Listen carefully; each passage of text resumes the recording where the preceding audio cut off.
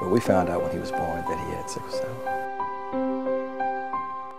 They call it sickle cell because it can look like a sickle shape, and they can be sticky and not very pliable.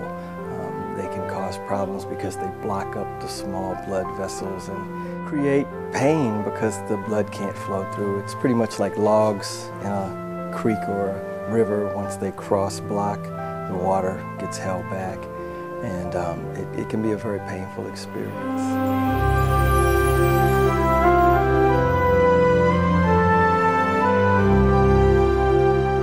Sometimes it hurts my stomach, sometimes it hurts everywhere. Well, he has to take antibiotics twice a day, penicillin once in the morning and once at night, every day for the rest of his life. And the problem is, once they get a temperature above 101, you have to take them into the emergency room. You can't call up and say, well, can we see if it'll go down or if it's going to get better? Once it hits 101, you just have to bring him in. So that's what took us into the emergency room most of the time, was that his temperature rose above 100. I think the first 2 times we put him in preschool, he was there for maybe 3 days, came home, had pneumonia for 3 weeks, you know. And his first Christmas he spent in the hospital at the National Children's Medical Center here in Washington. And his second Christmas he spent in the hospital. It seems like around the change of seasons, he tends to get sick more. And for some reason at Christmas time, he just would always get really acutely ill. And what tends to happen with most sickle cell patients is that they get dehydrated. He went in and he was so dehydrated that they couldn't get a needle into a vein, and they had to put it in his neck. And he was, I think, 2. And just when my wife told me that, I cried. It was very hurtful because, I had seen him. One of the hardest things with little kids is holding them still while they get a needle into a vein. And your child is looking at you like, you too? Why are you helping these people hurt me?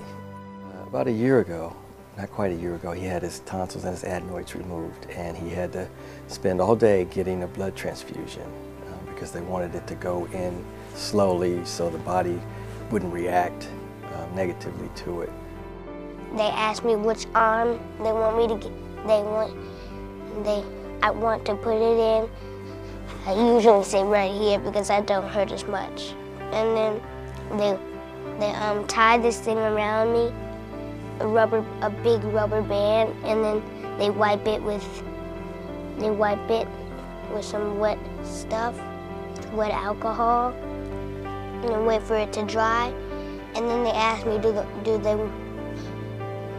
do I want them to count to 10? And I usually say yes. And then they say 1, 2, 3. Then as soon as they say 3, I hold my breath and they stick it in and I don't even cry.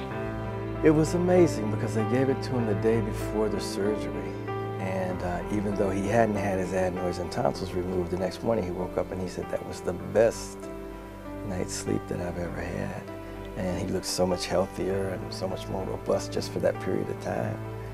It was incredible. And that's one of the other treatments that they use when people have severe sickle cell anemia, is that they have to come in for transfusions on a regular basis periodically.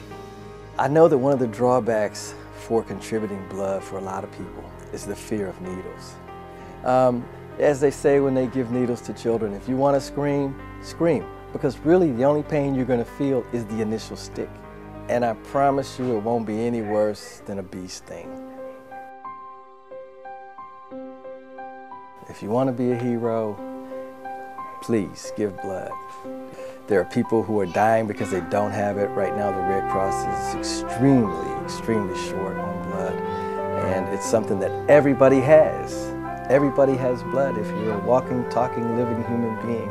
You don't have to have a high IQ, you don't have to have a high income, you don't have to have a high school degree, you don't have to have anything. You just have to have a body and be pretty healthy.